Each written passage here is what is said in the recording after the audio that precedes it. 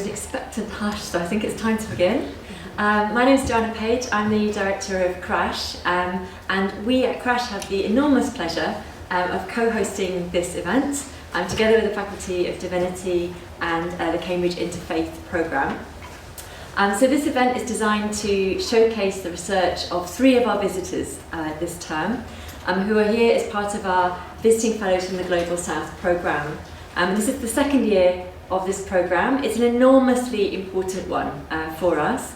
It allows us to benefit from the perspectives, the experience, the expertise of these scholars, without whose perspectives and expertise and experience our understanding of the world would really be much poorer. We also hope that the programme will be a source of new connections and collaborations for them. So we've asked them to come together to put on this event. There's been some very interesting discussions along the way about the theme and points of interconnection with their work. This theme arose out of the call that we issued for the fellowship last year. Each year, CRASSH partners with a different faculty to bring these scholars to Cambridge. This year it was with the Faculty of Divinity, and we held a call on the theme of religious boundaries. So I'm going to hand over to Jörg Haustein, who's the Professor of Global Christianity in the Faculty of Divinity, who I think is going to say a little bit more about the theme and anything else that he wishes to say about the event today. Thank you. Thank you so much, John Hayes. I'm Professor of Global Christianity at the Faculty of Divinity. Sorry.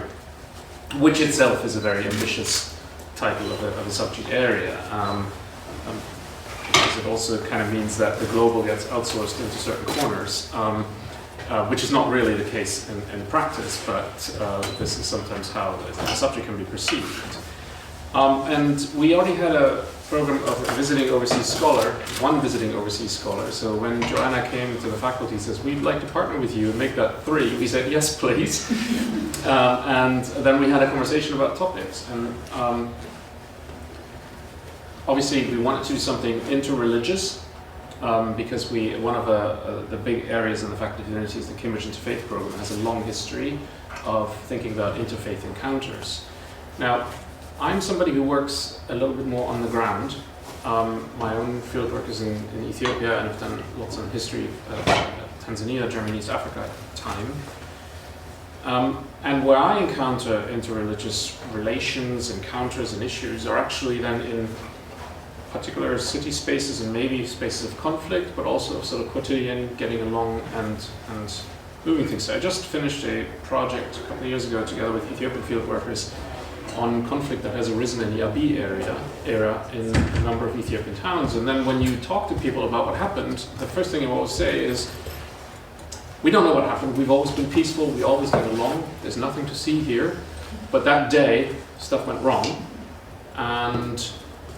And then they will give you explanations about politics, about ethnicity, and sometimes about religion. And that then leads to the question, okay, when do what identity demarcation matter? When does what identity demarcation matter? And how do we even want to conceptualize what it means to be in this interreligious space? Because most of the time it is true, people do get along. They know how to handle religious differences, how to do weddings together when there's different meats being served, and Pentecostals won't drink alcohol, and others will very much expect alcohol, and there's ways of handling that. So that then means interreligious identities don't simply exist. They're sometimes demarcated. There's boundaries that come out. And the other area where I'm very much aware through my own work of what this means and how fluid boundaries can be, or how much this demarcation matters. Some years ago I found this magazine in Ethiopia saying, what about this new Chrislam? And this has nothing to do with Nigerian Chrislam, where Muslims kind of lean toward into Pentecostal practices that Marlos Jansen and so has written about. But actually, there's, as I then discovered, and I had a PhD student just finished his project on this last year, Christian Anderson, there's a large evangelical movement of creating insider Muslims for Jesus, which Muslims didn't really take notice of, but Christians then started having debate, well, where does culture begin and religion end, and what does a proper conversion look like? And then you realize again how mutable interreligious boundaries actually become and how contested. So we thought, if we're going to do something interreligious, let's explore this thing. And looking at the role of interreligious boundaries as a construct is too weak, as something that is mutable, that is actually very much an active creation of people in the field. So this is how we advertised the call, this is also how we selected the projects, and we're extremely thrilled that we have projects from 3 continents that are working with this theme. And the topic of how you actually study religion without assuming set entities will also play out in the text discussion that we'll have with the text of the English piece later after the project presentations. So I was very much looking forward to this event. The last thing I'd like to say, for the Cambridge Interfaith Programme, there's 2 things that I'd like to call your attention to. One is the research forum. So for anybody working on matters related to religion and their effects in the world, and usually in interreligious settings, but this can be quite broad, so we have a project on religion and water.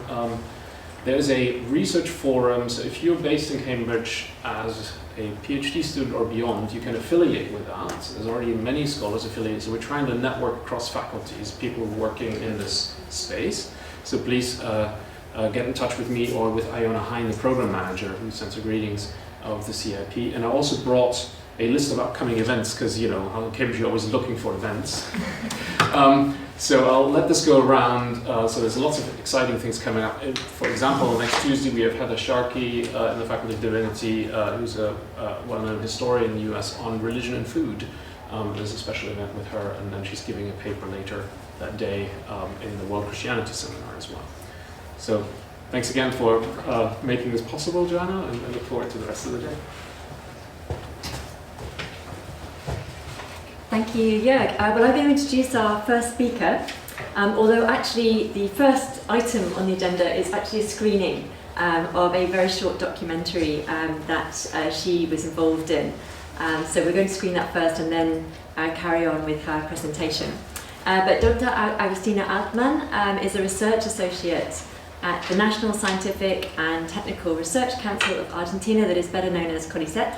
And she's also an assistant professor at the Faculty of Philosophy and Literature in the University of Buenos Aires. And she also teaches on a diploma programme on religious diversity, public space and interculturality at the Faculty of Social Sciences in the same university.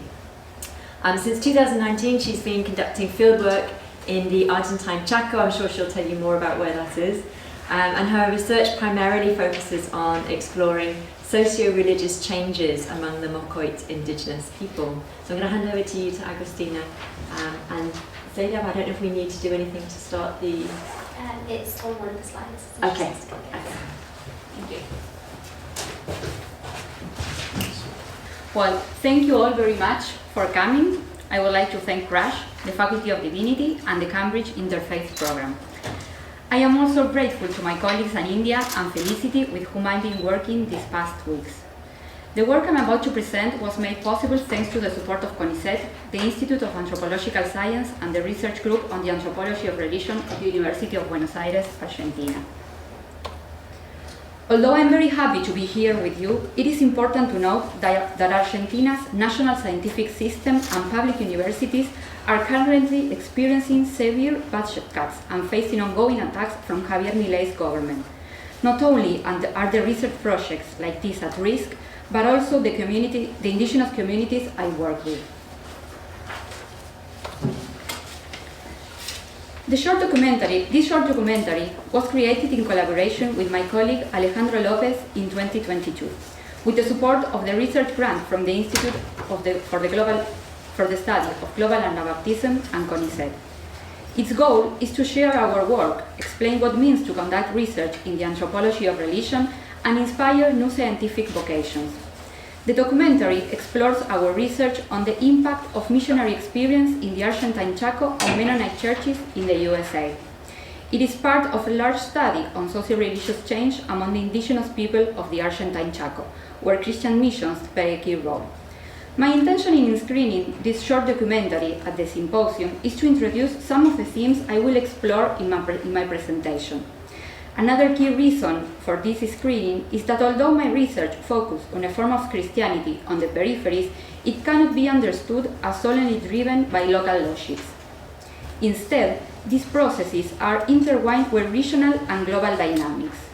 These dynamics create mobile border zones, spaces where the emergence, dissolution, and reconfiguration of identity elements take place.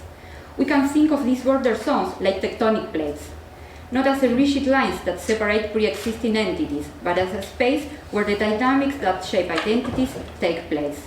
These regions are where encounters give rise to the continuous search for demarcations, ever-changing processes from which the notion of us and them actively arise.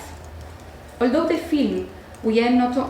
Also, through the film, we aim not only to examine how missions became enclaves of hegemonic modernity on the peripheries, but also utopian experiments, places where it was possible to dream a redefinition of the Christian experience of the sending churches. At the same time, we aim to explore the processes through which these Mennonites became missionaries and engage in dialogues with other Christian missions, pre-Christian ideas, and in the case of Argentina, with a state-sponsored Catholicism understood as the foundational social religion of national identity. The mission served as a border zone where, among other things, Christianity as practiced by the missionaries, their identities, and the identities of the sending churches are constantly redefined and negotiated. Missionaries can be seen as border agents for their own churches, builders of prestige and legitimacy, as their work demonstrates that the Church is fulfilling the Great Commission. On the other hand, they also bring concern, instability, and change, introducing new ideas, boundary, contrast, alternatives, and contradictions. It is no surprise, then, that how a missionary is received by sending churches is often complex and contradictory, with churches struggling to tame the real missionary experience and integrate it into the broader life of the Church. This short documentary aims, instead of creating abstract theory around these processes, to offer an inductive approach based on a concrete case. Well, no more spoilers, I hope you enjoy.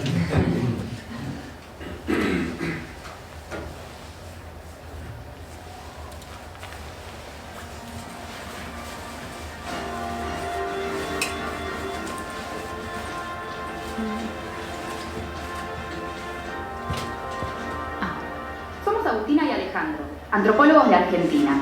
Queremos compartir la aventura de investigación que nos llevó de una punta a la otra de América, siguiendo la pista de misioneros norteamericanos en el Chaco argentino.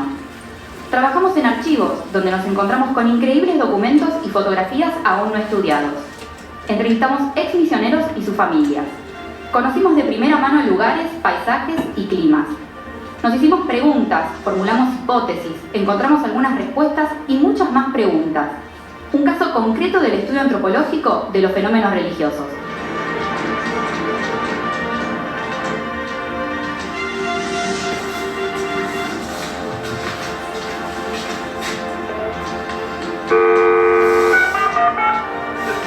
Hi, this is Agustina, Alejandro. I will come down with you. Okay, thank you. Los menonitas son un grupo cristiano surgido en el siglo XVI, en Suiza y Holanda, en el contexto de la Reforma Radical. Fueron perseguidos por católicos y protestantes. Eso los llevó al este europeo y a Estados Unidos. La experiencia en Estados Unidos condujo a muchos menonitas a abandonar la vida en comunidades rurales aisladas. A principios del siglo XX fueron muy influidos por la efervescencia que se vivía entre los evangélicos de ese país. Eso los impulsó a enviar misioneros a otros lugares del mundo. El primero fue la India y el segundo, Argentina.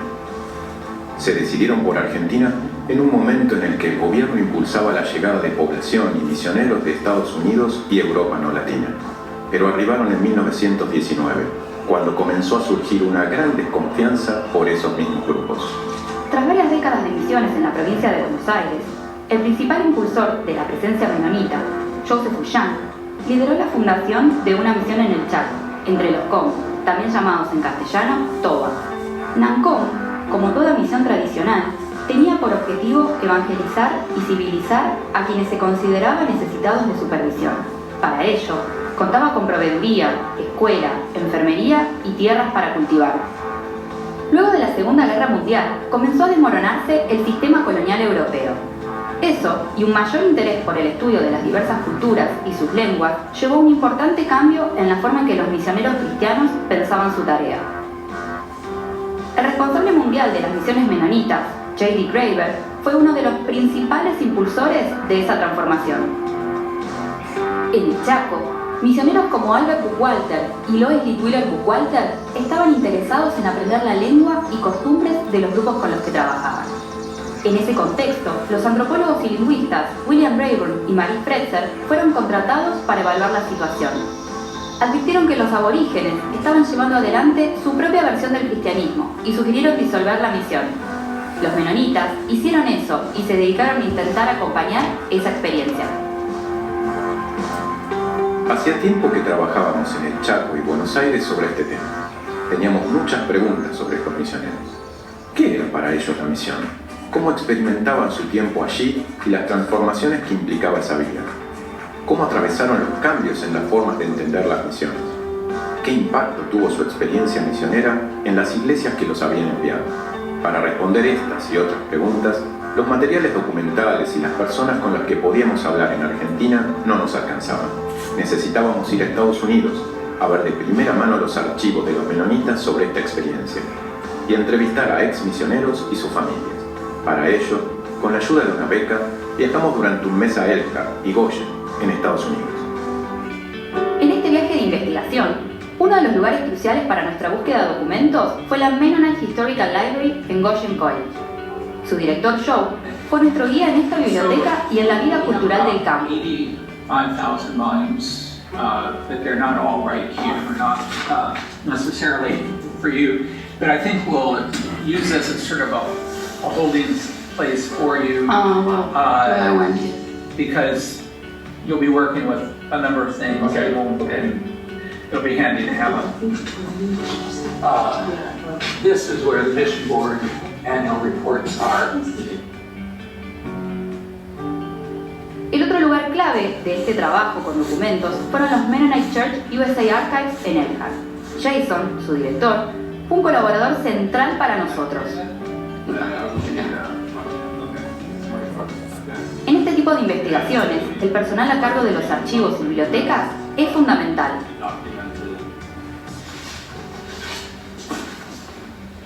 So, looks like some of his diaries are in here.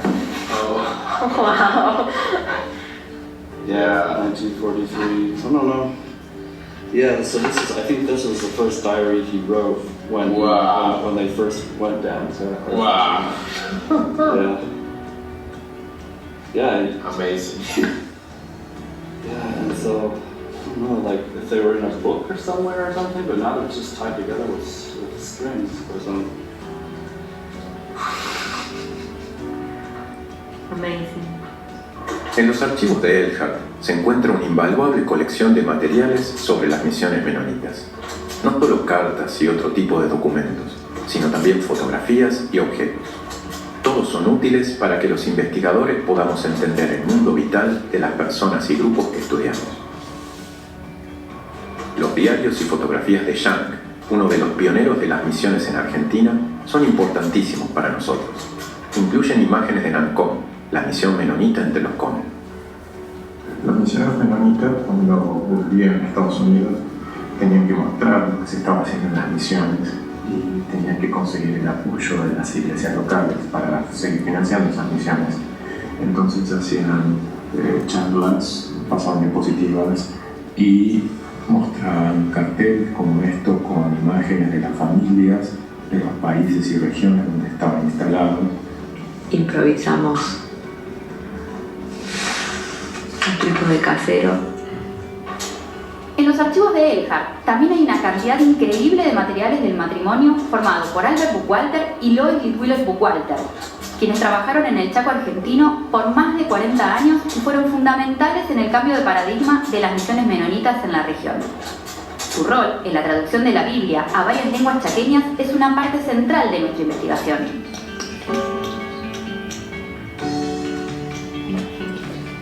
Encontramos serie de objetos chaqueños típicos que de alguna manera servían a los misioneros, a los figurantes, para contar sobre la vida cotidiana en el Chaco, en las misiones en el Chaco, en el trabajo en las comunidades en las que ellos estaban trabajando en el Chaco. Entonces hay desde tejidos, maderas duras, recipientes, sonajeros, cestería, collares, espinas del monte, mates, palos para hacer fuego, maderas duras de percusión, caracoles que se usaban antiguamente en cuchara y una muestra de lenguas guaycurúes. Los misioneros menonitas experimentaron de primera mano las reinterpretaciones del cristianismo que los aborígenes chaqueños estaban realizando. Los cultos fueron y son espacios privilegiados de esa transformación. Los archivos contienen materiales interesantísimos de muchos otros misioneros y misioneras menonitas que han trabajado en la región chaqueña. Esta región, desde la que partieron los misioneros menonitas hacia Argentina, es en buena parte una zona rural. Muchos venían de familias que vivían en colonias menonitas en el campo. También hay en esta zona comunidades rurales amish.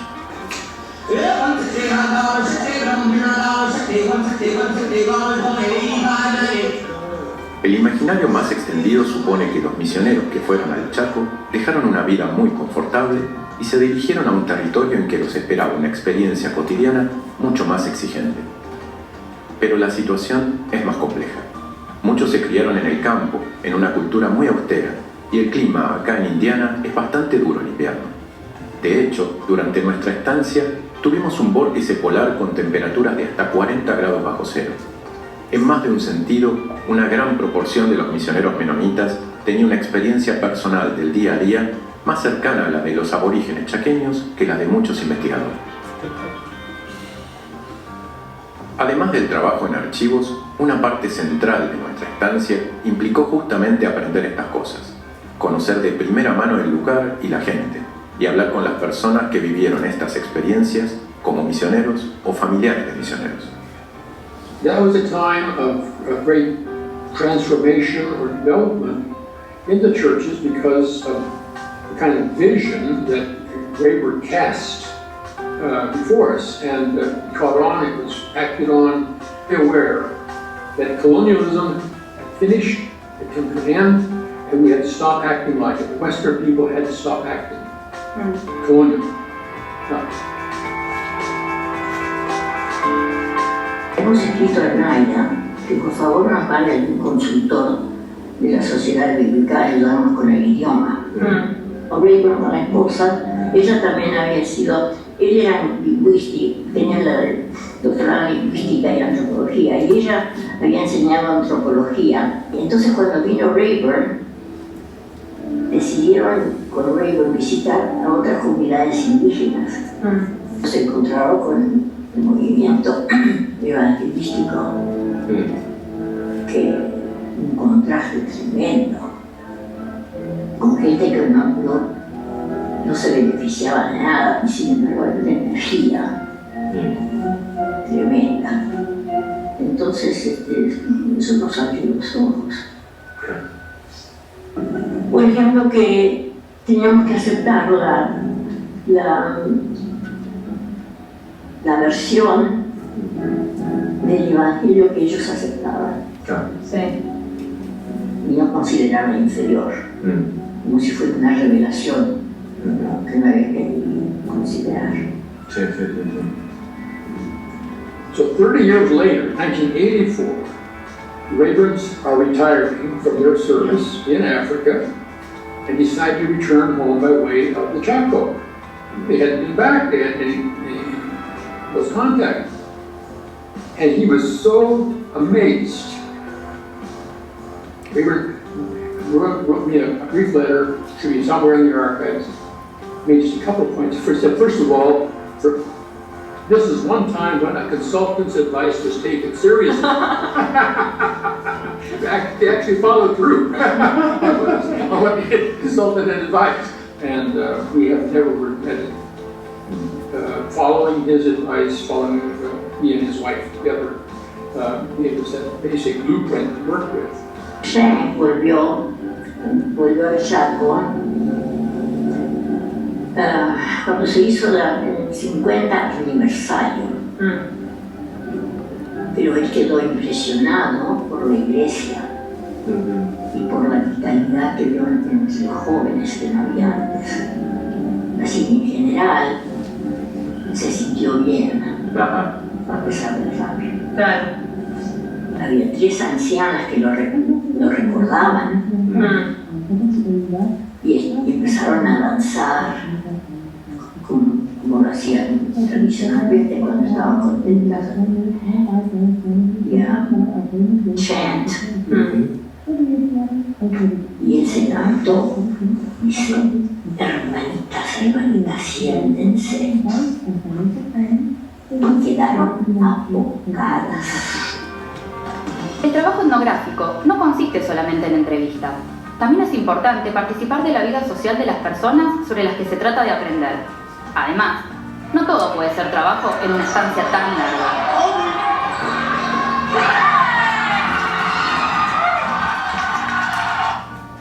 Uno de nuestros intereses es entender el impacto que las misiones en el Chaco tuvieron sobre la vida de las iglesias menonitas norteamericanas. Especialmente porque los misioneros comentan haber experimentado grandes transformaciones personales. ¿Cuán profundo habrá sido ese efecto en los demás miembros de su comunidad de origen? La Junta Misionera, nosotros no sabíamos de eso, pero la misionera estaba tratando de que nos uniremos nosotros. Y el otro me dijo: no, hemos determinado lo que estoy haciendo. Estábamos a punto de terminar la traducción pilaral. Claro. Que fue lo último que hizo. Y el secretario que teníamos en ese momento se puso bastante firme y al fin le dijimos: vamos a volver por nuestra propia cuenta, porque tenemos que terminar esto. Nos querían que pongan fecha, ¿cuándo van a terminar? Pero no se puede tener fecha. Nosotros no estamos obligando a los indígenas, al traductor, al cotraductor a trabajar. Viene cuando puede. So we tried to, I don't know what else so that they could understand, or a little bit, why we were not planting churches. And that wasn't our job. They were planting their own churches, and that's what we want. Yeah. To do their own things, and then we just provide reading materials, some books, and Bibles, Yes. and just get to know him, conversation. It's most important. So that's what we try to get across.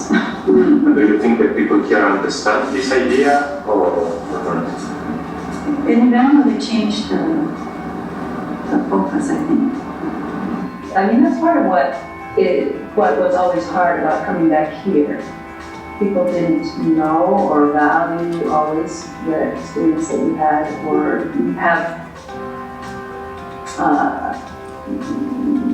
have maybe the interest that you might have hoped for. And we can't imagine having 2 daughters in Argentina who don't want to live in the States. No.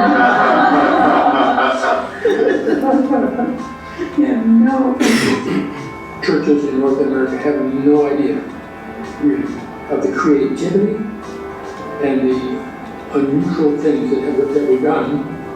When you first come back, they want to know, how were you, how was it? You know, they want to hear about 10 minutes and then they're done. Okay. If you're invited to speak at a church, and in the first couple of years we were back, we were invited to speak at different churches. Yeah. But that doesn't happen much anymore. I think when we would speak at churches, we would hope that would do something. but I really wonder if it does very much. That what will impact people is they have to have some kind of a personal encounter with the other in a person who is really other.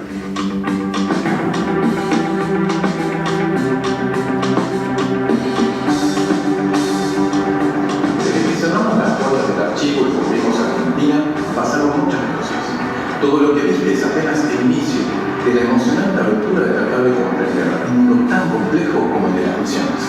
Llevamos ya 3 años trabajando en organizar y analizar todo lo recogido en este viaje. No solo las entrevistas a exmisioneros y sus familias o el material de archivo ligado a la memoria de generaciones, sino también la experiencia directa de su vida cotidiana. Las misiones cristianas entre los pueblos originarios del Chaco son un fenómeno de muchas dimensiones. En trabajos previos ya habíamos estudiado su rol en la incorporación forzada de los niños al Estado. También investigamos las formas en que estos grupos asignaron nuevos sentidos a las ideas y prácticas impulsadas por los misioneros. Pero en este caso, queríamos hacer el camino inverso, ir nosotros, desde un país misionado, averiguar los cómo y los por qué de las misiones. Entender qué significaron las misiones para las iglesias que las sostuvieron. Desde hace muchos años estudiamos el caso menonita por el gran impacto que su acción misionera tuvo en la vida social y religiosa de los pueblos originarios del Chaco, en especial a partir del proceso de traducción de la Biblia. Más allá del caso concreto que les presentamos, la intención de estas imágenes es reflejar, aunque sea una parte, de la fascinante tarea de intentar comprender los modos en que un grupo humano vive e intenta dar sentido a su mundo.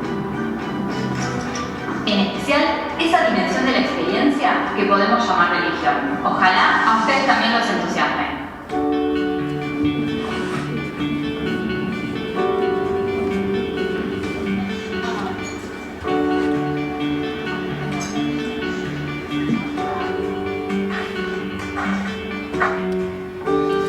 Well, you can watch the post credits later. Okay, so if one considers identity as the result of relational processes and therefore linked to a contrastive nature, addressing border spaces become essential in understanding how identities are constructed. These border zones are not lines or walls of identities. On the contrary, they are porous spaces and times of relationship, where exchange, dialogue, conflict, ambiguity, and creativity hold a privileged place. Addressing these border zones is crucial because it is there that processes of contact and negotiation occur more intensely, and it is in these relationships that not only identities are constructed, deconstructed, and reconstructed, but also concepts such as the periphery, the center, modernity, Christianity, shamanism, being indigenous, Argentinian, etc. The research I present today examines religious change among the indigenous people of the Argentine Chaco, shaped by the forced assimilation into the national state and the establishment of Christian missions.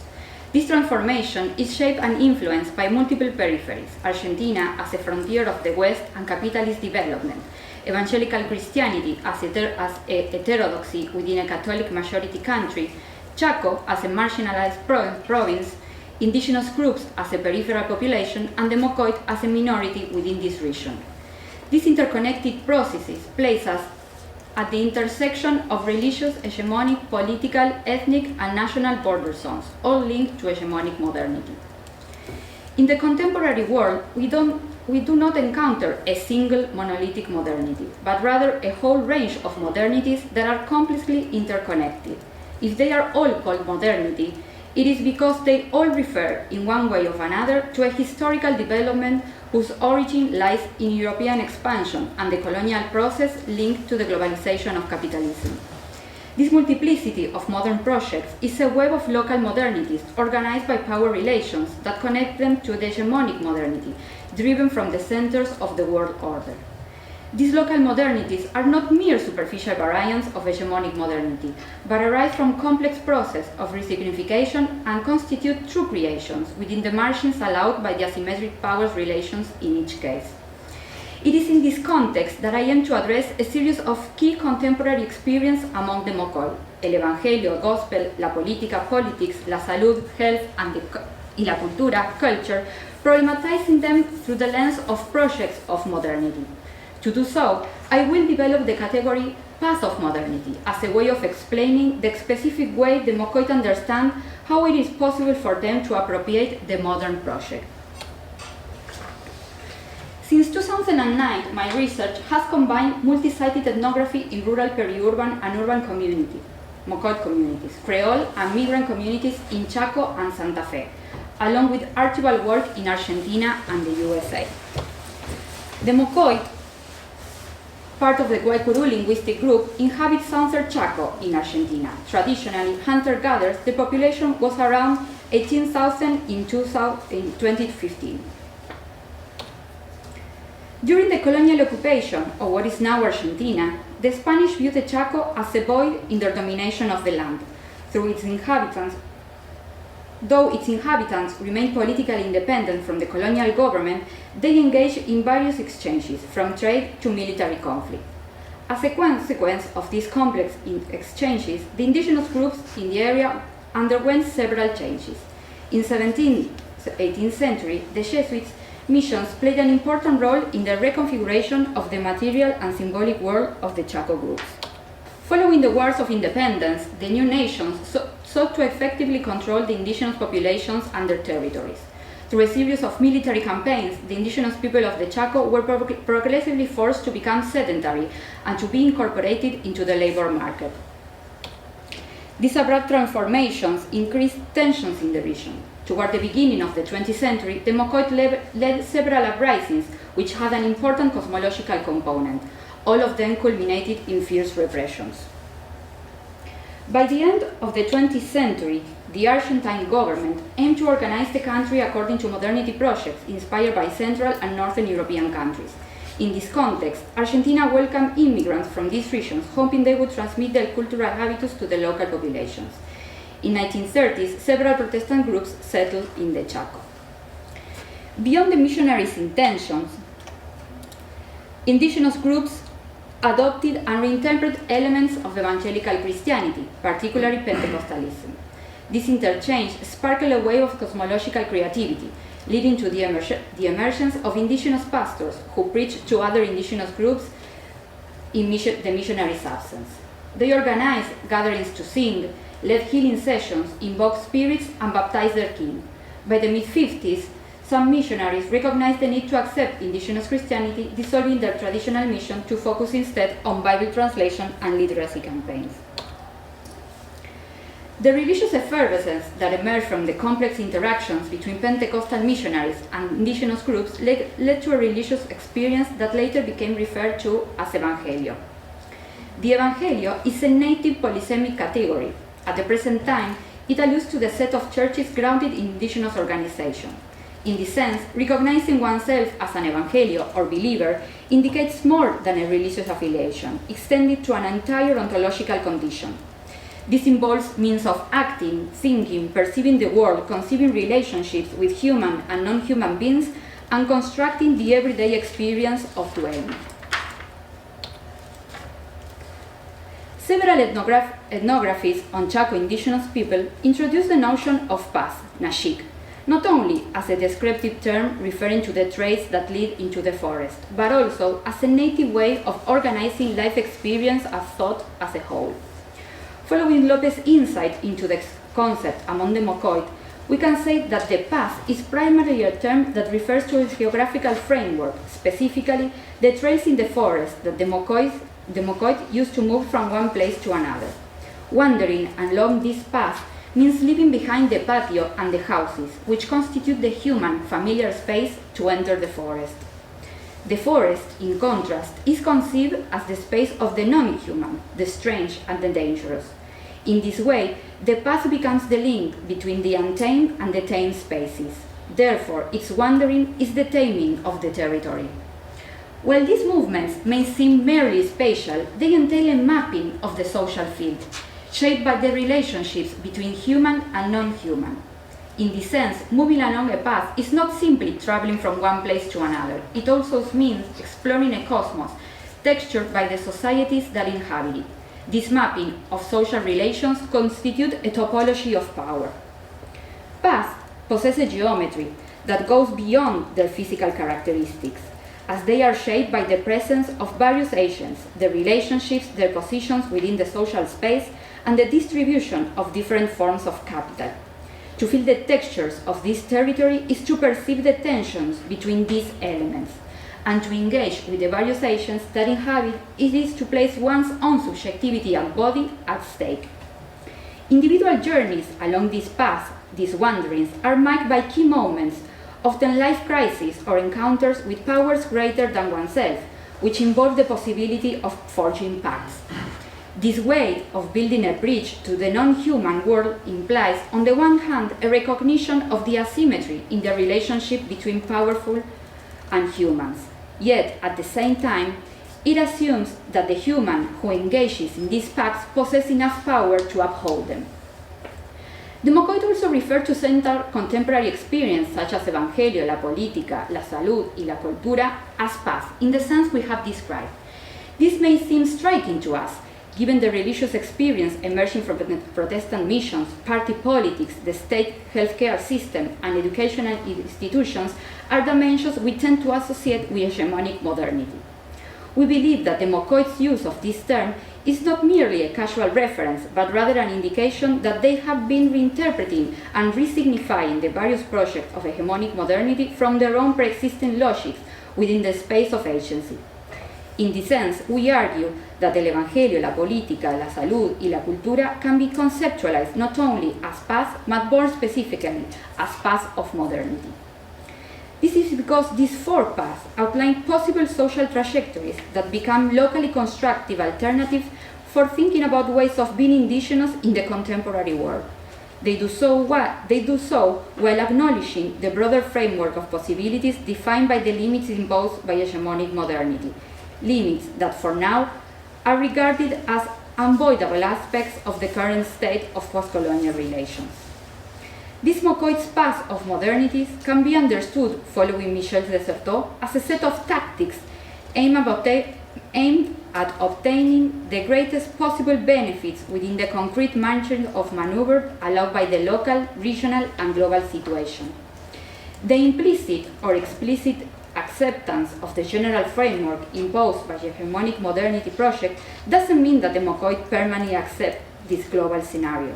On the contrary, they embrace a Mocoit's contemporaneity embedded within the playing field of non-indigenous modernity, while patiently awaiting the right moment to take part in the transformation of the cosmic order. It is no coincidence that this tactical thinking emerged after the failure of millennial movements and the fierce repressions they suffered. These movements took place in the context where the interpretation of various signs, both human and non-human, indicated to different indigenous leaders that it was the right moment to contribute to an imminent change of era.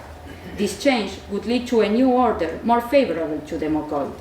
The failure of this movement was understood as proof of an incorrect hermeneutic, one that misread the signs of the time.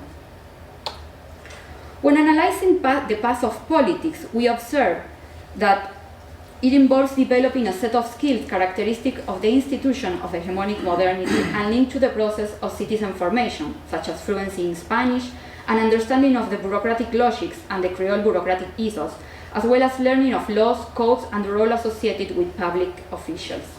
In the same vein, the Mocoit who navigates this path resignifies the bureaucratic system of party politics by incorporating traditional redistribution patterns where kinship logics play a central role. The path of culture is linked to hegemonic modernity in that it assumes culture to be an autonomous domain, a privileged space for the legitimization and regulation of certain identity markers by state institutions. However, the Mocoit who follow this path resignifies it, transforming it into a platform for asserting territorial and identity rights. In doing so, they subvert state-driven notions that regulate identity markers by constructing their own agenda and introducing debates about what Mocoit culture is. The path of health plays a crucial role within Mocoit communities. Being an indigenous health worker not only provides legitimacy through participation in the hegemonic medical system, but also enables the formal recognition of healthcare practice that incorporates traditional understanding of health and illness management. Although these workers occupy the lowest level in the healthcare system and have limited resources, they are hardly significant for their communities. This is because they facilitate access to elements of Creole medicine without requiring individuals to experience the full alienation of hospitalization. Given that for the Mokoit, the ultimate cause of any illness is harm inflicted by an intentional agent, it becomes essential in such circumstances to be protected and assisted by one's own kin. The Evangelio is one of the most significant paths of modernity that Mokoits can navigate. Despite the civilizing project brought by Protestant missions, the Evangelio within Chaco indigenous groups is a cultural creation that reappropriates the Christian experience. This is a reappropriation because it's neither a mere continuation of pre-Christian logics nor a simple adoption of missionary frameworks.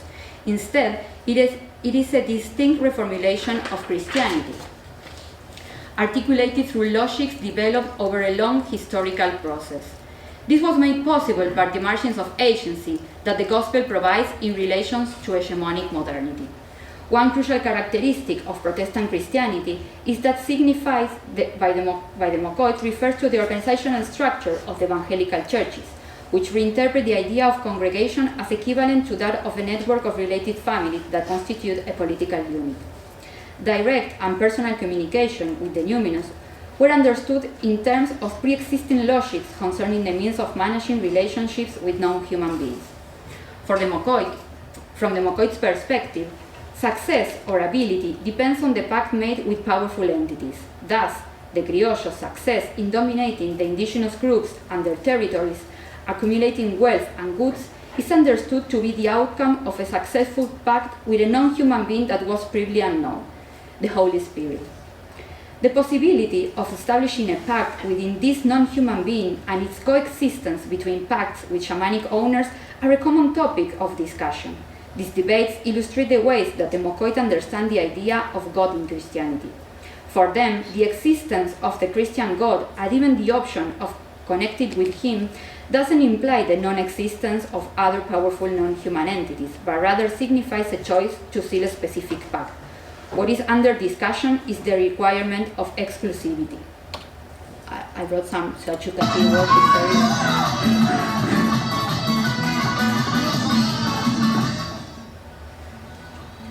Worship services constitute a key experience in the Evangelio. They consist of alternating singing, prayers, preaching, conversion narratives, reading from biblical texts, dancing, and healing.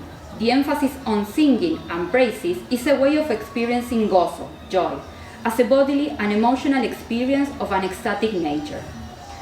Gozo, which is linked to the contact with non-human powerful beings, allows believers to articulate the pre-Hispanic shamanic ways with the Pentecostal emphasis on the active presence of the Holy Spirit. The discernment of spirit shows Mokoit's conception of the relationship with non-human powers at work.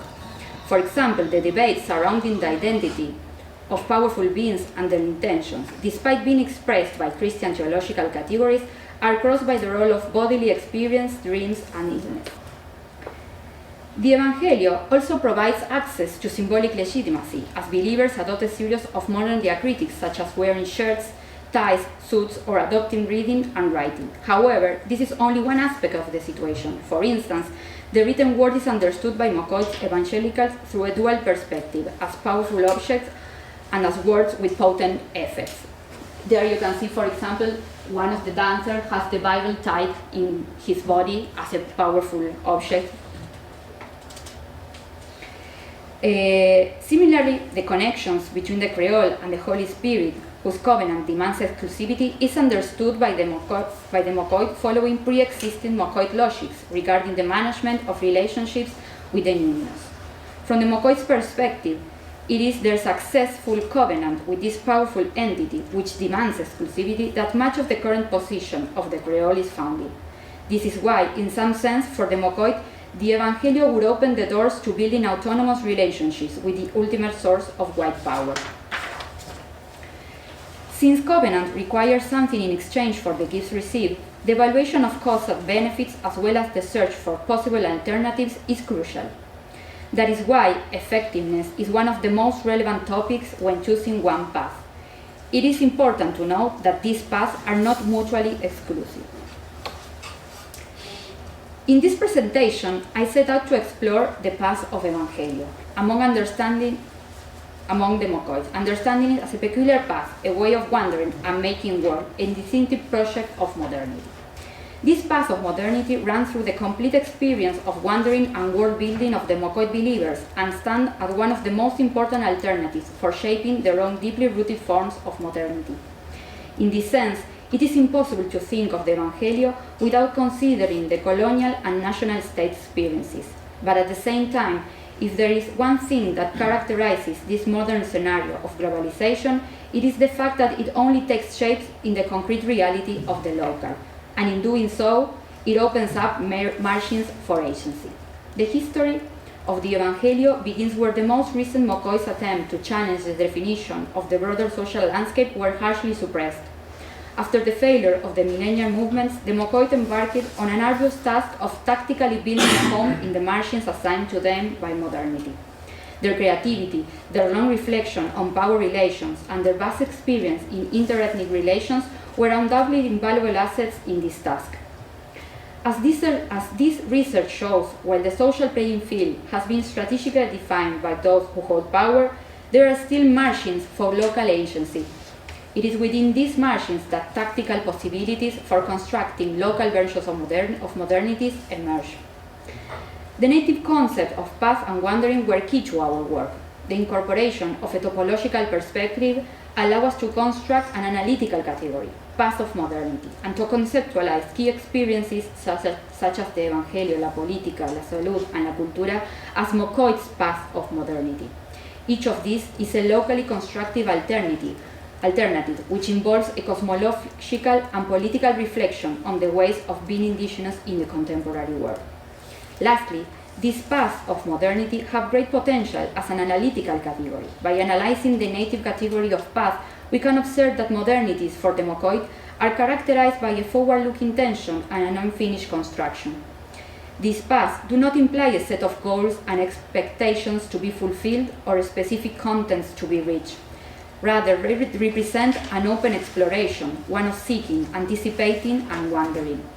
In this way, for the Mocoit, being modern means wandering those paths of modernity that enables them to establish the most beneficial relationships with those who currently hold power. Thus, the path of modernity represents the contemporary transformation of Mocoit's cosmopolitics within the context of a new landscape of possibility. The Evangelio, understood as a path of modernity, reveals the specific way in which an indigenous Christianity constitutes itself as a border zone. Walking this path reflects a dynamic process based on the construction, reconstructions, and sometimes destructions of pacts and relationships with various others, both human and non-human. Those who wander the path of the Evangelio are active agents in the reformulation of world experience. They evaluate, take and live, reinterpret, create and develop new responses that connect with previous ones while stretching towards new horizons of possibility. To borrow Ingold's distinctions, these are paths, not routes. They represent wanderings rather than mere displacements from one place to another. The Evangelio, as a path, acts as a suture that links what lies at its margins as well as what unfolds along its course. This path operates analogous to contact zones between tectonic plates, regions where the plates themselves take shape, either forming from emerging magma or dissolving into it. In other words, the Evangelio constitutes a border zone from which new forms of Christianity and shamanism are emerging, simultaneously nourishing Christianity and shamanism within their respective fields. Along this path of encounters and pacts, identities and ways of experiencing the world are continuously forming and dissolving. These are not impoverished or distorted versions of pure Christianity or shamanism. On the contrary, they are vibrant and multifaceted zones of emergence, spaces where Christian and shamanic experiences unfold in various proportions and modalities. It is from this vitality that the more static and essentialist images of Christianity and shamanism, typically presented by more stable regions of the socio-religious field, draw their substance. Thank you very much.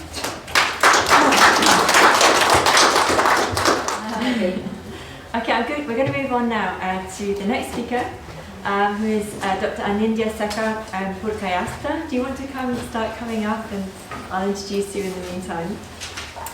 He's currently based at the School of Translation and Cultural Studies and the Institute of Language Studies and Research in Kolkata.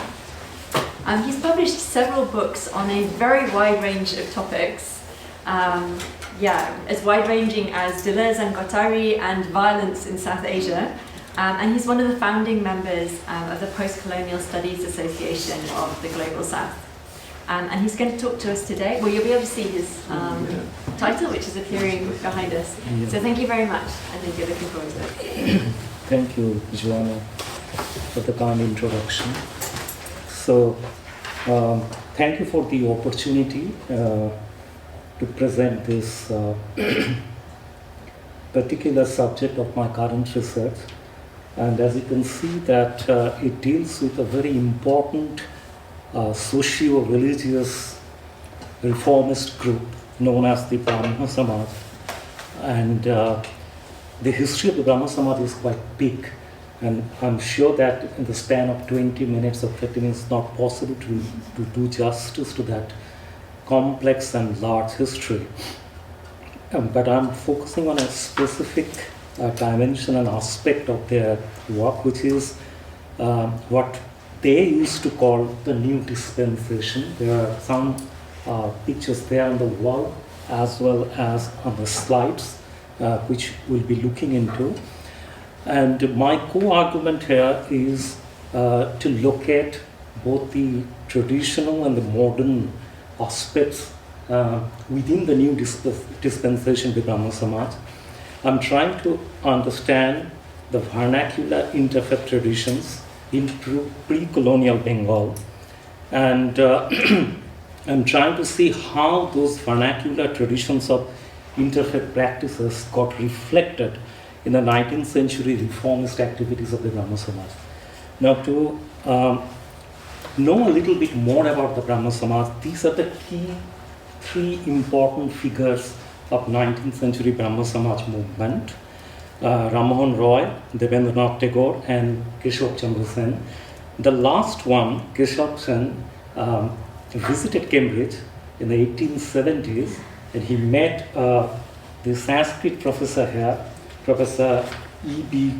Cowell, if I'm not mistaken, who was also once upon a time the principal of the Sanskrit College in Calcutta, and then he moved to Cambridge when he joined her as a professor of Sanskrit. The first one, Ram Mohan Roy, who established and initiated the Brahmo Samaj movement, came to England also, and he died here. His grave is there in Bristol.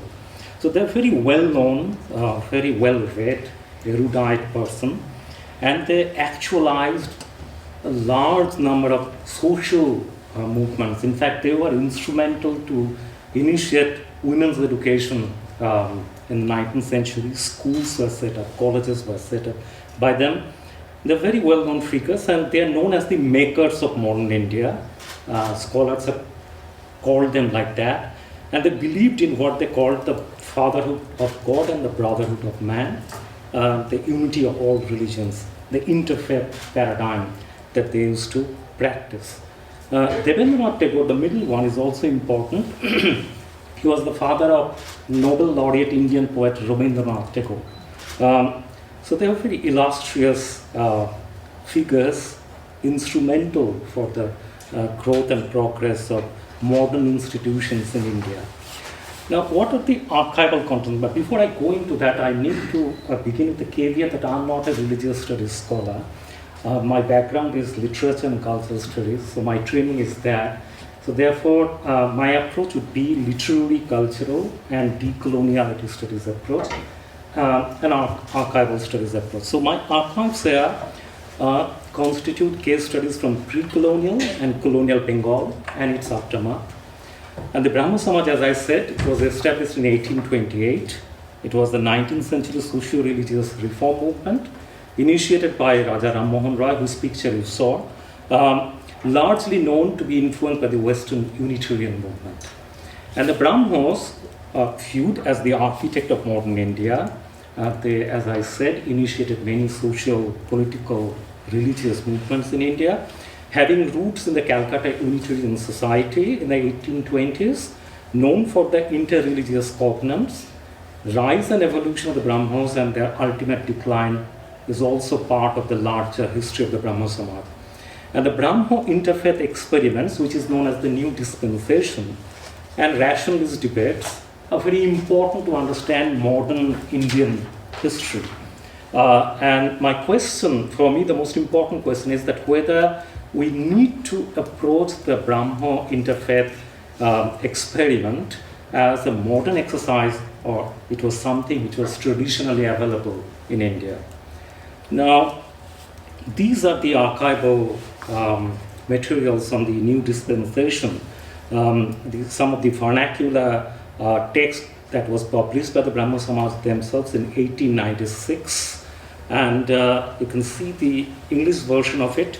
You can look into this particular symbol. This is very important, and you can see also there on the wall there are some gravestones. I will show that to the slides as well. And these are very important symbols of interfaith combination of different religious symbols of Hindu, Christian, and Islamic religious markers. Now, this New Dispensation has been described as the religion of harmony. And if we go back to the three figures, my presentation today would be primarily focusing on this last person, Keshav Sen, whom, as I said, came to Cambridge in the 1870s. But it was established by Ram Mohan Roy, and then it was taken up by Devendranath Tagore, and ultimately it was Keshav who initiated the larger, practices of engaging with Christian missionaries in Calcutta in 19th century, and evolved through the models of interfaith structures of religious engagement with other faith structures. Now, that's why they themselves described it as the religion of harmony. Now, in practice, what they did was they formed a compilation of theistic texts consisting of both Hindu, as you can see, Jewish, Christian, Mohammedan, and Parsi scriptures. And this is something amazing. I mean, it was something unbelievable to happen if we look at it in a very traditional way in Calcutta in the 19th century. Because India is commonly perceived as a Hindu-dominated Hindu majoritarian country. And there, a religious group of reformers are coming out with a publication which is a compilation of different scriptural texts.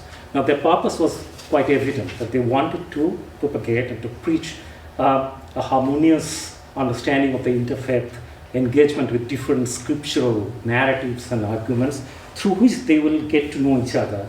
So that dialogic exercise was in practice in 19th century Calcutta. Now, this has been highly welcomed and interpreted by scholars of post-colonial India and colonial India, and also even the Cambridge historians have also looked into it as an outcome of the encounter between this educated native Indian elites with the colonial missionaries who were active at that time in India. My argument is a little bit different, which is that this was actually the emanation of a long-standing, pre-existing system of interfaith practices which was there for centuries in India. And I'll come into that later. Now, the next text which is there is very important, which was published in the year 1893, and it is called Asia's Message to Europe, a lecture. This was the lecture of Keshav Chandra Sen, and this particular lecture, it is very significant in terms of the interfaith doctrine that he preached and practiced. That is exactly where he said that Christianity, the way he looks into it, is something which is very Catholic in a very broad sense of the term, which is accommodative and inclusive in terms of its Catholicity, and therefore it's not something which is alien to Hindu views. And the message that Asia wants to give is that, and this is something that I'll be talking about later, this is the book which was written later by another Brahmo called the Oriental Christ. I'm going to talk about it later, but in this particular work as well as in other subsequent works, Keshav Chandra Sen repeatedly tried to emphasize on the fact that Christ was born in Asia, So therefore, if Indians are to learn about Christianity, it's not through the West, but he is very much a part and parcel of the larger Asian subcontinent, and therefore he's not someone who is foreign to us. And if we need to understand Christianity, it's very much part of the larger rubric of Asian religiosity. And there is another book in the third picture, which is written by Meredith Porter, which is very important, where she looked into the religion of cultural synthesis as practiced by Keshav Chandra Sen. Now, scholars like Pratap Chandra Majumdar, who was also a close aide and disciple of Keshav Chandra Sen, very well read, very highly educated. He in fact participated in the World Religious Parliament, which was organized in Chicago in the year 1893. And he represented the Brahmo Samaj there in that World Parliament of Religion.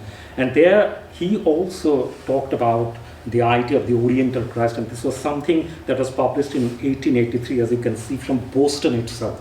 So he went to America to preach and to talk about the Brahmo Samaj doctrine, the practice of interfaith dialogic possibilities, and all these things were highly welcomed and well received by the American Unitarian groups, and they encouraged him to publish the work. So this book, The Oriental Christ, was published there. I have edited a recent critical edition of this book, which was published in 1883 itself.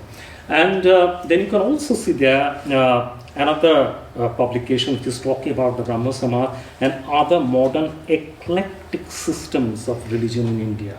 So there is a hint that this eclecticism is not something that was the emanation and outcome of the encounter between Christian missionaries and Indian elites only in the 19th century and in early 20th century, but it was there earlier as well. So therefore, my project therefore kind of deconstructs and questions the canonical view of colonial modernity or Euro-modernity, the project which was imposed on India. So my question is, how do we approach the definitional category of the modern and the traditional? Because there are overlaps. How do we differentiate the two? And what are the genre forms, styles, and the range of the modern? Because when we talk about the modern, we talk about certain manifestos, certain structures, styles, and genres. These are the books which are produced in the modern. Prior to that, you cannot have anything modern, etc., etc. And the next question is, are there locationally specific modernities? What about the temporality of the modern? Which modern are we talking about? And how do we reconcile Euro-modernity and archives of vernacular modernity in terms of the pre-modern, the alter-modern, or the multiple modernities? Now, if you look into the existing canonical studies, the New Cambridge History of India talks about the socio-religious reform movement in British India, and there is a specific chapter on the Brahmo Samaj movement in this particular book.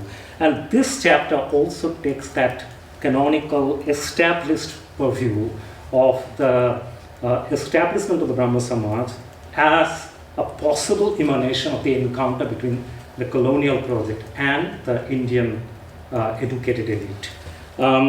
Now, I'm not denying the importance of the Christian missionaries and the Christian preachers who were there in Calcutta at that time.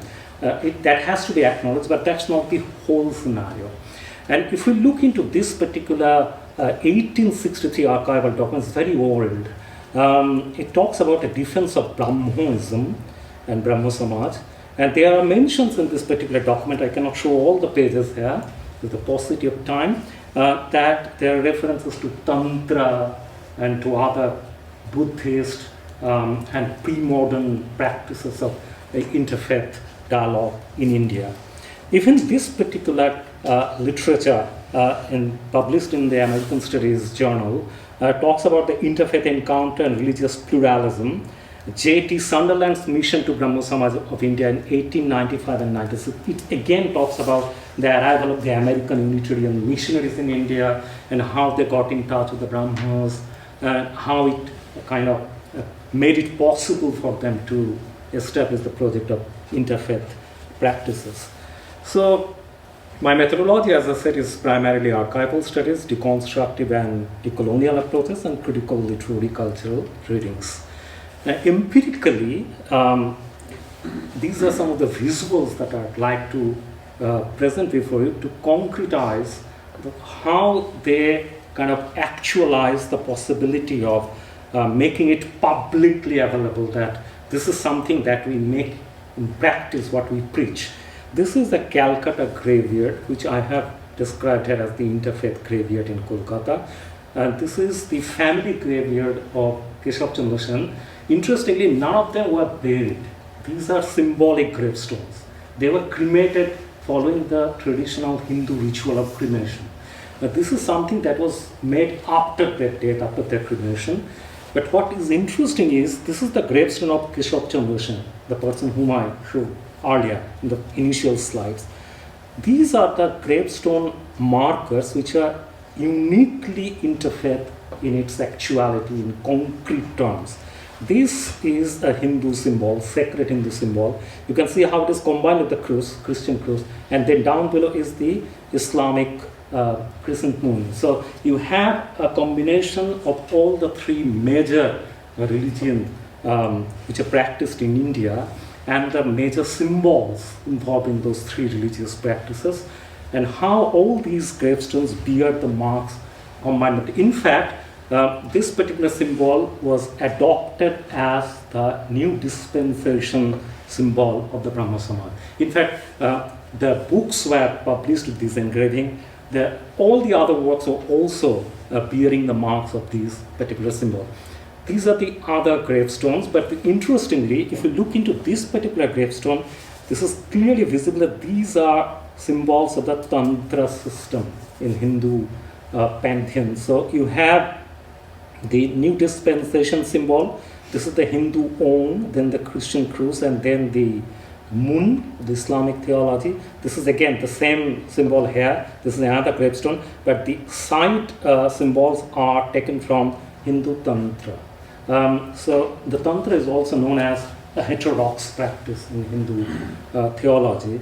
They didn't believe in canonical texts, they didn't believe in the caste structure. They're very radical in terms of their preaching and practices. So this is all combined together in a 19th century gravestone in Calcutta, which is really unique and interesting. So these are syncretic and marked in the graves. So these are the larger projections of the graveyard in Calcutta, and this is in fact the backyard of the house of Keshav Chandra Sen. This is the house, not in a very good condition. Sadly so, because he had such a big impact in the making of modern India. In fact, they were instrumental, as I said, in the making of women's education, widow remarriage, the prevention of Hindu practices of polygamy. All these remarkable works were done by them, but they are not properly maintained. But this is the house which has this particular graveyard, the backyard. And so these are also the Brahmo interfaith theistic churches in Kolkata. There are many. Recently, the government of West Bengal has taken up the project of painting them, to kind of preserving them. This is a good, and these have been recently painted. These were made during those times. This is known as the Brahmo temple, the Brahmo theistic church, which also combines both the architecture of Hindu temple, the Christian church, and the dome of the Islamic mosque. So they are all taken together, combined into one. So my question here is Kolkata, Calcutta, erstwhile Calcutta, the modern or the traditional interfaith city? Because if you visit Calcutta, you will see there are many marks of the Brahmo Samaj, schools, colleges, graveyards, houses, shrines. And there are, as I pointed out earlier in the slides, that there are obscure interfaith religious cults of medieval Bengal. They have been erased. Erased for what? That is the question. Scholars have looked into that. I'm not going into the detail of it, but these are the questions that I'd like to place for all of us to think. And how do we engage with the medieval For example, the medieval Vaishnava Sahajiya tradition of interreligious engagement, the Bauls, the Fakirs, the Kartavajas, these are some of the heterodox groups. They're very well known, but they're almost completely extinct today. But they're very important and significant in the medieval period and later. The 9th century Buddhist Sahajiya sanghs in the Bengali Charya are the text enshrining interfaith practices. So therefore, the question is, how do we revisit the genealogy of this vernacular pre-modern modernity? And naturally, therefore, the conclusion question can be that, is the Brahmo Samaj only a product of the colonial civilizing encounter or an emanation of the vernacular traditions of cross-cultural dialogue, which I narrated, which was also something that has been written recently by Dr. Ankur Barua, who is in the School of Divinities. So therefore, there are texts which talks about how Hindus worship Islamic figures and how Islamic people in India worship Hindu figures. So these are traditions of centuries of shared faith and shared icons, Hindu-Muslim infusions. There are blurred boundaries you cannot disentangle. They are so infused together. And therefore, it becomes all the more important given the fact that in India today, we have a situation where a particular politics of majoritarian Hindu identity is being asserted. And I look into this in the context of that assertion of Hindu majoritarian identity, because India has been this interfaith tradition of intermixture of different cultures. You cannot call India in terms of, or describe India in terms of one particular identity. It's so full of multiplicities. So therefore, briefly, my project identifies divergent indigenous thought geographies from the global south as instances of immanent modernity, of pre-modern vernacular modernity. It looks into histories of interfaith constellations, as I narrated, epistemic infusions and religious endosmosis in pre-colonial Bengal of 16th and 17th century, or even earlier than that, which actualized cross-cultural heterodoxy and conviviality, building grounds for subsequent modern religious reform movements like the Brahmo Samaj mobilization in early 19th century Bengal. The Brahmo Samaj and the reformist doctrine of interfaith unity has been hailed as the architect of the modern Indian mind, and also as a new dispensation of cultural synthesis. The historic role of the Brahmo Samaj in scripting 19th century modern social and religious reform in Bengal and in India is already quite well established. I need not focus on that more. While scholars have mostly focused on that Christological, especially the Unitarian influence of the Protestant influence on Brahmos in their modern abolitionist and reformist agenda, newer studies have also looked into traces of indigenous modernity and Vaishnava milieu of the Brahmo Samaj. This project, while recognizing the Christian and Vaishnava lineage of the Brahmo Samaj, widens the frame further to identify Brahmo indebtedness to other vernacular heterodox traditions of scriptural nonconformity and interfaith synthesis. Existing studies have briefly touched upon the indigenous Sufi and Buddhist Sahajiya, Sakta, Yogic or Tantric influences on the Brahmo leaders like Ram Mohan Roy, Devendranath Tagore and Keshav Chandra Sen. However, compared to the much trumpeted Christian or Vedantist lineage of the Brahmo doctrine of interfaith reasoning, its mooring in vernacular heterodox traditions of syncretism like the Sahajiya Sufi tradition is lesser known and underexplored. Such new studies become all the more important in today's Indian context of ethno-nationalist assertion of majoritarian identity, which silences all polysemic, non-deviant voices. So I'll stop here to read the rest of the paper because time will not permit, but I'll just briefly go into this Sahajiya images. So far I talked about the modern Brahmo images and symbols of synthetic mixture. These are the images which 16th and 17th century bowls and other Sahajiya practitioners did. So you can see the one-string instrument which are used by the bowl minstrels, and they combine all the religious symbols around them in that one-string musical instrument which they use while they sing. And these are the texts, the vernacular as well as text written in the English language and the Sahajiya doctrine. And there are other studies on medieval mysticism of India, which was deeply interfaith in nature. And the influence of, as you can see, the influence of Hindu Tantrism on Ram Mohan Roy's ideas, something that I was trying to argue. And these are the archival texts of the Chaitanya Charitamrita and other Sahajiya texts written in Bengali that also practice these interfaith traditions. So Sahaja, I'll end with this interpretation. The Sahaja is a Bengali word which can be translated as simple or intuitive or innate, heterodox practitioner. So these were subaltern heterodox ways of non-orthodox critical thinking which abjured epistemic boundaries in medieval Bengal, and they were born of intercultural dialogue and infusion. And there are practices in the 9th and the 10th century Buddhist and Tantra influences, later Vaishnava and Sufi influences of non-deviant thinking in Bengal, and then subsequently in the 16th and 18th century practices of the Vaishnavas, the Bauls, and the Fakirs. So these are the manifesto texts of the Bauls and the other Sahajiya practitioners and the Tantric Buddhist practitioners. And again, these are all the archival texts called the Bengali Musalmani Puthi. The remarkable instances of, for example, I'll end with this.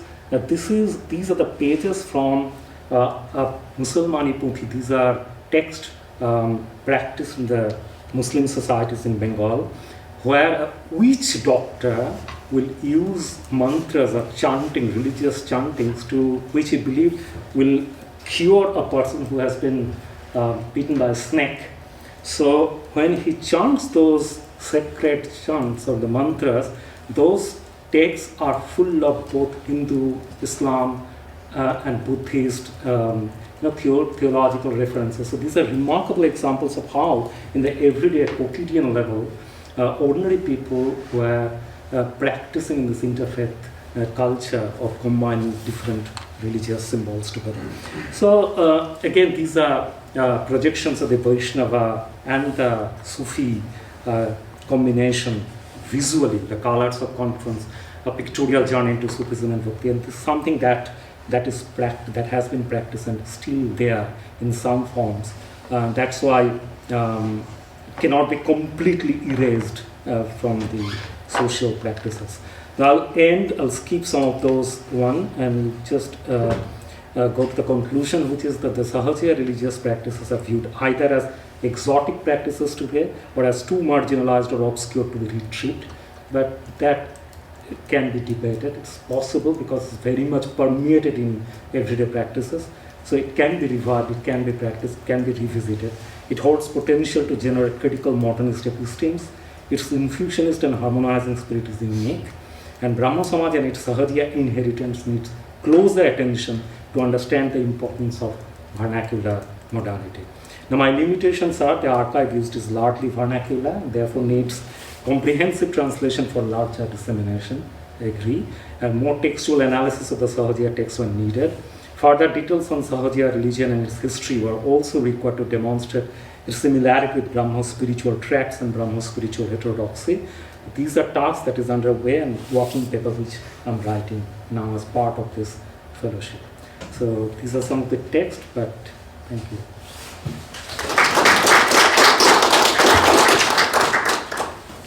Thank you, Anindya, for that really interesting, very compelling account, I think. Welcome back from break. I hope everyone's managed to warm up a little bit with the tea and coffee. So with our final speaker, it's my pleasure to introduce Felicity Apaah, who's based in the University of Ghana's School of Arts. And she specialises in African Christianity, Pentecostalism, indigenous knowledge systems and their intersections with Christian theology, mission and gender studies. And she has an extremely exciting research project at the moment that she's going to share something with us today. Over to you. Thank you so much. And so my presentation for today's session is focusing on this lovely lady you find up there. She was born and christened Jane Elsie Hayford, but she's now Nanako Akunde Fifth. And so I'm walking you through the spiritual odyssey of a woman king in Cape Coast, Ghana. And so even though she's presented as a pretty lady sitting there, you see that as we journey along, everything about her life changes. And it is within this context that I want to engage you on the broader theme of tradition and modernity, rethinking these broad concepts in Ghana, particularly our religious landscape. All right. And so this is she. And this is a broad project, and I want to at least give you a synopsis of this project, which will give us a better background into my conversation this afternoon. And so using the biography of Nanako Akunde Fifth, who is a senior divisional chief of the Cape Coast traditional area, and she's one of 10 chiefs in Ghana, one of 10 females occupying male stools in Ghana as a case study. The project actually examines the traditional authority of women chiefs and the spiritual female principle in a matrilocal society and their situatedness within the larger patriarchal Ghanaian context. And generally, West African women and the spiritual female principle were central to the functioning of their societies during the pre-colonial era.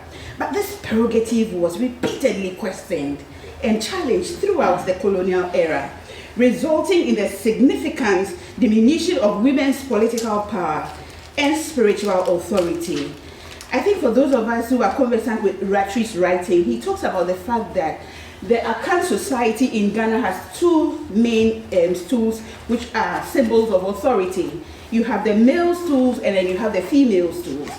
The male stools are very, extensive in the community or in the larger Ghanaian society, and the females are usually queen mothers.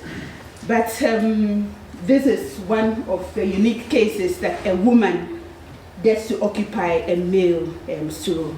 And so although the male chieftaincy is extensive in the larger patriarchal Ghanaian context, women in some Akan societies can also rule as chiefs. And one of such women is Nanako Akun, whose traditional authority and role exemplify for me how the wisdom of the past can illuminate the present, serving as an epistemological source for understanding female authority and the spiritual female principle and its functioning in Ghanaian society. And so you'll see for me that this study is situated within the pre-colonial, colonial and the modern context of Ghana. And in the pre-colonial era, we find leadership and the structures of leadership engaging with African indigenous spiritualities, which is quite dominant. But then during the colonial era, Christianity and Islam are introduced, and there is much conversation between Christianity and Islam and indigenous spiritualities. There are times that you see them getting along beautifully, and there are other times that there are so many instances of conflicts between them.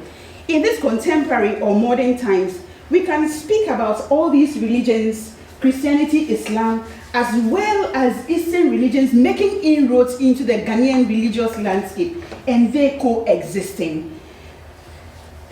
And so we look at a very pluralistic religious landscape in Ghana with all these different religions coexisting. And you see during all three eras that we find religion as a key denominant. During the 2021 population and housing census, this was the demographics that we received. about 71% being Christian, 20% Islam, 3%, being followers of indigenous religious traditions, and 6% belonging to other religions or no religion at all. But this does not really present the actual picture on the ground. I remember along the line I had to visit the hospital for one reason or another. And just by my dressing, they just indicated, oh, Christian. And I was just curious, why wouldn't you even ask me? And so you see that this is nothing to go by if you are looking at the demographics per what we have out there. And so I offer my reflections on our colloquium theme, Rethinking Tradition and Modernity, through interreligious encounters, insights from Ghana, through the lenses of Nana Akon's spiritual odyssey. And I want to begin by saying that moving beyond the binaries of tradition and modernity, Nana Akon's spiritual odyssey offers a lens to reflect on the modernity of tradition and the tradition of modernity against the backdrop of multiple modernities. And so since the discourse is framed within the context of chieftaincy and the church in Ghana, I'll briefly address the connection. And so chieftaincy remains an integral part of African societies, and in Ghana, the intersection of chieftaincy and the church has sparked significant debate and raised questions, and the complexities of the Christian assuming the role of a chief arises from the intersection of the African indigenous spiritualities and their cultural expectations, as well as the individual's personal religious beliefs. And more often than not, African indigenous spiritualities and our cultural beliefs and orientations are described as traditional and demonized. And everything to do with Christianity, Islam are actually what define modern for us. And so we use that categorization as we carry on with the conversation. And so one poignant question that inquiries, or one of the poignant inquiries that echoes across the Ghanaian Christian landscape is, can a Christian become a chief? But in my research actually complexifies this a little more, bringing in the gender dynamic. You bring in the issue of gender, religion, and traditional authority. I quite remember it was in 2022, I was on a project, and we got to do a film documentary. And so we visited the palace of this Nana Akon. I happened to be a relative of this lady. And during the film documentary, she called me. She was like, Felicity, something very interesting is going to happen. Are you ready for it? I was like, okay, exactly what is it? And then she said to me, just calm down. If you are okay with it, you can let your crew capture it. Little did I know that I was almost installed at the time. And it was a cousin of mine who stepped in the previous day to tell them, no, she works with the church. This cannot happen. And this immediately draws attention to the tension that we find between the church and indigenous spiritualities. So if you are with the church, it is difficult for you to have anything to do with the indigenous spiritualities. And so the conflicting stance adopted by churches, social scientists, and theologians on this matter frequently give rise to a dilemma regarding the full acceptance of chiefs as integral members within the diverse Christian communities. So when somebody becomes a chief, it's either you gradually find your way out of the church, or you become a chief and you don't really know if you belong, you are not so sure if you can be a communicant. This is very problematic. And so the statement highlights the tension between tradition and modernity. And in the Ghanaian religious landscape, particularly regarding the role of the chief in the Christian communities, it underscores how different perspectives these churches, the social scientists and theologians have, and how they shape the discourse on religion and cultural integration, that is modernity and tradition from that perspective. And so I want to quickly situate Chief Akon's spiritual odyssey. And I want to begin with the work of Lisa Miller, who writes about the spiritual child. And she gives us a framework within which you can think of the spiritual child today. And she highlights the innate spirituality of children. And that, for us, is very modern. Because Nana Akon, that is when she was quite young, in her youthful days. she tells me that growing up, she seems to have had some kind of spiritual property. I just don't know how you put it. But she was able to tell things before they happened. And she was able to determine things before they were proved scientifically. But she would not subscribe to the psychological readings or research of Lisa Miller. But she looks at it from the perspective of having a close relation with her indigenous spiritualities and ancestors. So right there again, you see tradition and modernity when it comes to epistemologies coming to play there. And so Jane Onana Kowakun was raised as a conservative Anglican, and within that household and within that church, she was able to provide, or that community was able to provide her with a foundational framework for understanding of faith and religious practices, while also positioning her within a structured theological tradition. And following her ascension to the throne in 2007, she assumed or embraced indigenous spiritualities, which has now redefined the boundaries she has for herself as a Christian and also as an indigenous practitioner.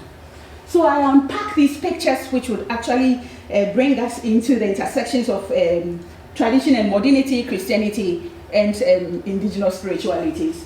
So this picture is when she was quite young. She was initially installed as a warrior queen in the Ghanaian tradition. This is a historic military and political institution within the Akan tradition. And so by the time she went by the title Safuhin, that's warrior king.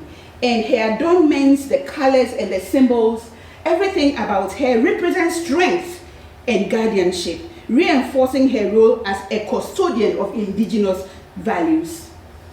But this picture is quite interesting to me because she was part of the Anglican Communion and she served in the Anglican Church.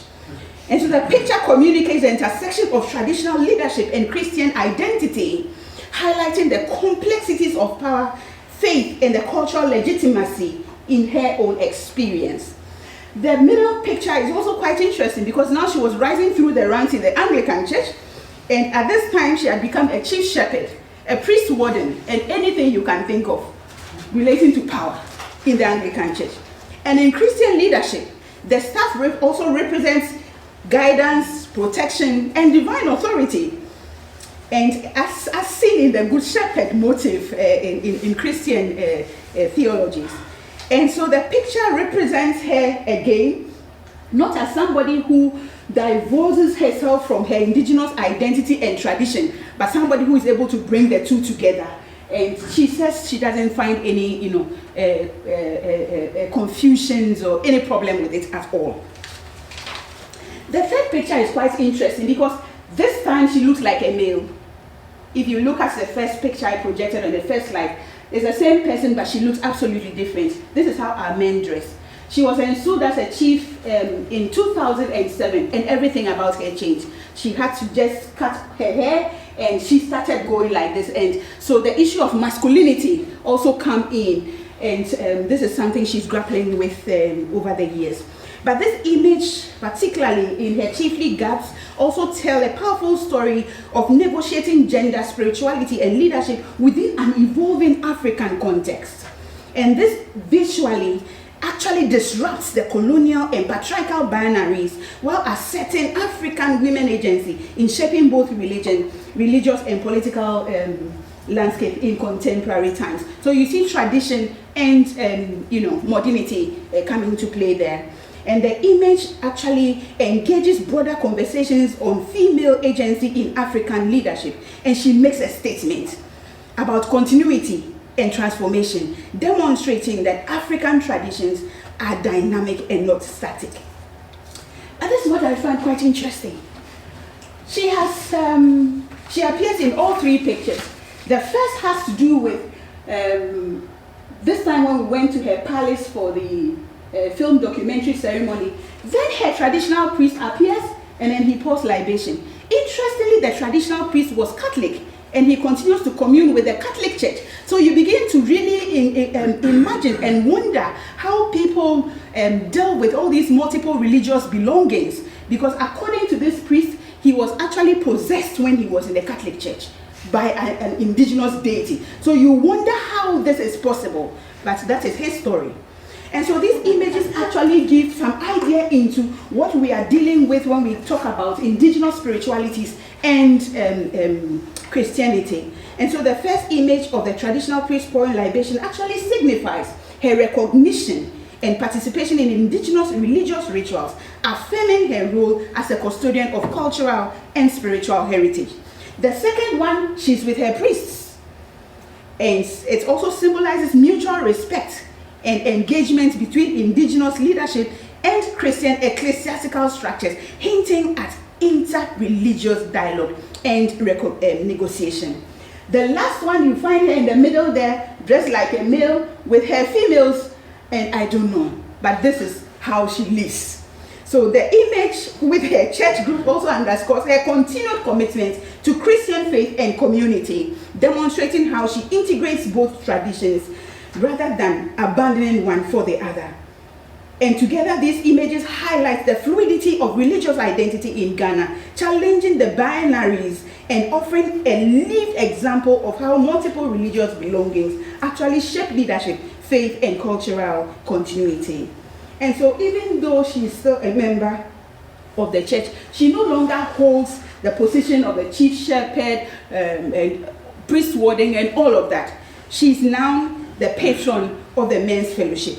And for me, this signals that her religious identity might be less connected to her roles, but much more to a sense of belonging.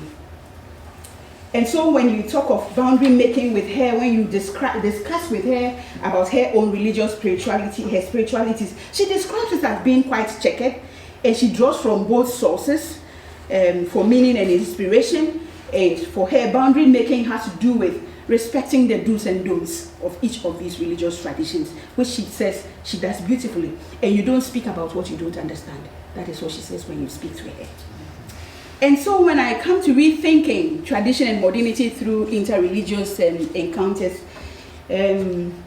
focusing on her work, I present a book that was recently published, the Routledge Handbook of Research Methods in the Study of Indigenous Religions. And we draw from this indigenous symbol from Ghana. It's called the measuring stick. And what it says is that we as a people are supposed to examine, we are supposed to be forward looking, but as we look into the future, we are supposed to also turn back and look into the past and draw from what is in the past, particularly what is essential for the future. And so it isn't everything at all that we drag along. This calls for examination and critical inquiry into what is needed as we journey into the future.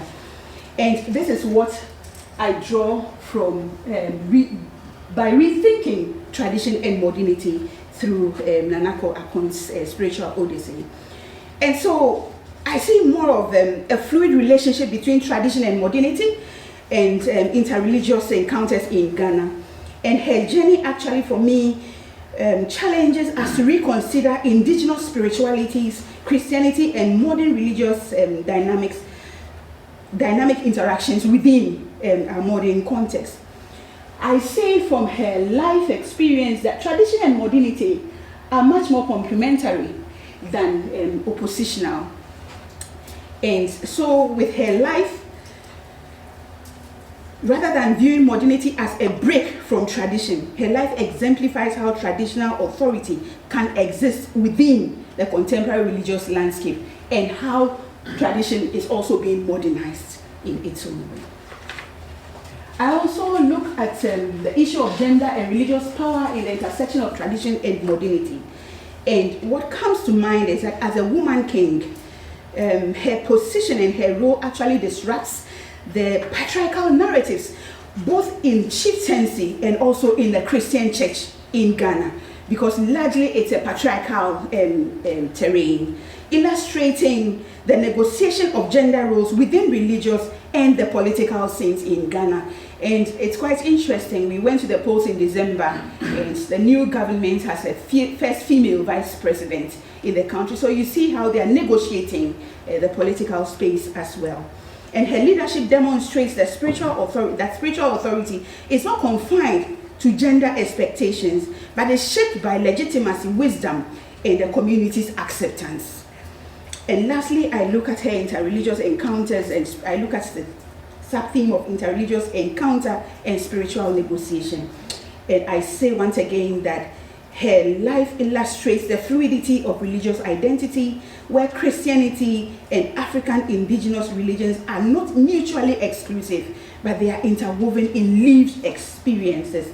And it challenges the Western-centric frameworks of religious exclusivism, highlighting the pluralistic nature of African spiritualities, and the tensions and harmonies she navigates between African traditional religion, Christianity, and other global religious influences showcase the dynamism of inter-religious engagement in Ghana. And my final thought would be this, that her leadership journey exemplifies a dynamic interplay between tradition and modernity, gender and power, Christianity and indigenous spiritualities. That rather than existing in opposition, these elements intersect, adapt, and reshape religious landscape in Ghana and beyond. And yeah, so her story challenges the dominant narratives of religion, modernity, interreligious engagement standing as separate entities, and it offers a compelling lens through which to understand the evolving role of African Christianity in the global religious landscape. Thank you.